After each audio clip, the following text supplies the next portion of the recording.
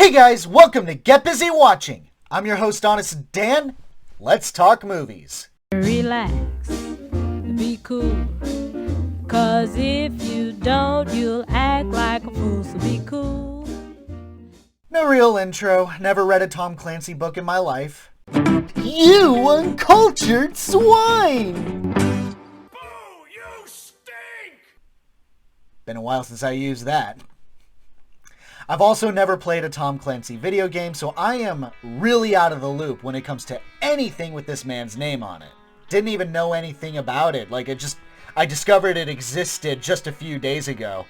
Never saw a trailer for it, so I'm going in pretty blind. But I'm down with anything with Michael B. Jordan, so it can't be all bad. This is my honest opinion of Tom Clancy's Without Remorse.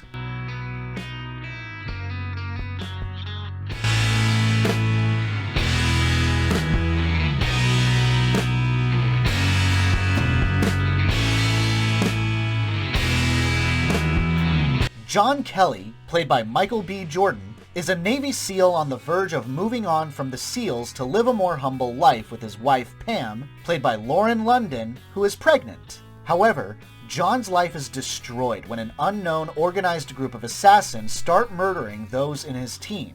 Though he barely survives his encounter, Pam is murdered.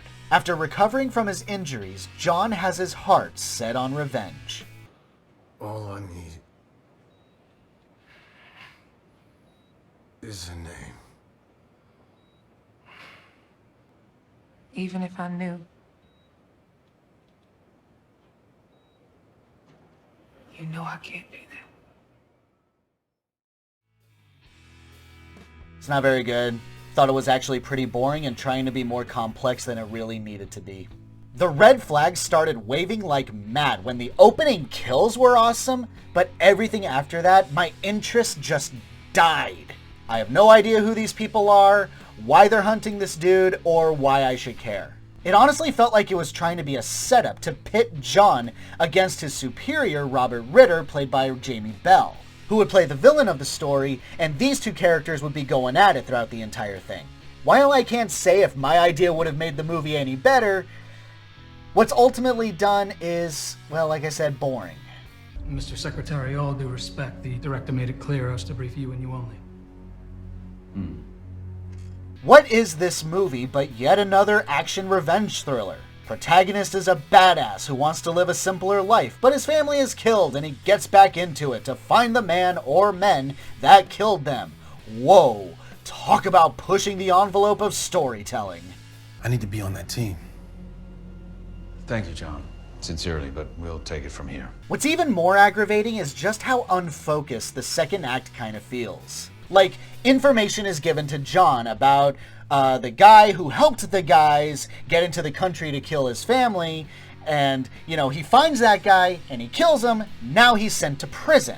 A prison where, apparently, there's a bunch of Russian mafia dudes. John causes problems, giving it a weird prison drama kind of feel. But then this is quickly abandoned in the span of like 2 minutes, where John is pulled from prison to, be a part of the SEAL team that's all about the mission, hunting down those that have been killing their guys. I just feel like the whole prison portion of this movie was completely unnecessary. Close the door, I'm gonna start snapping necks!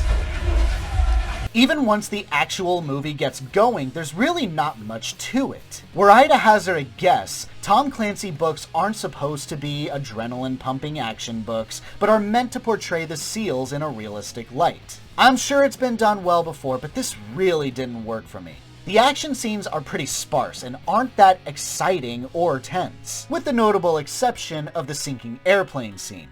That shit was great. Except when the script is just having Jordan say, "We need the gear!" over and over. No, I gotta get the gear! There's no mission without the gear! I gotta get the gear! Where you going? I gotta get the gear! Shut the fuck up! But the execution of the scene was very well done. And I'll certainly give credit when the movie eventually does go in its predictable direction. It's kind of done in a way that legitimately makes you ask, where are they going to go from here? How is all of this going to be resolved? How are the heroes going to make it out of this alive? I mean, it's no real shock that they do. It's not like this is going to be the movie that's going to kill off Michael B. Jordan halfway through. But it does kind of pick up here. But as soon as the plot comes back into focus, my mind is just wandering. There are twists and turns, but they're really not that twisty, and the turns aren't that sharp, so it's like, whatever. Put it to you this way. If you think you know who the real bad guy is,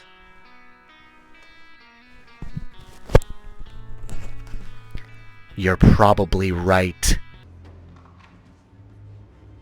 You're out of your goddamn mind! Yeah, this review is on the shorter end, but how do you talk about a movie that is remarkably dull? The story is uninteresting, the characters are two-dimensional, and the action scenes are bland.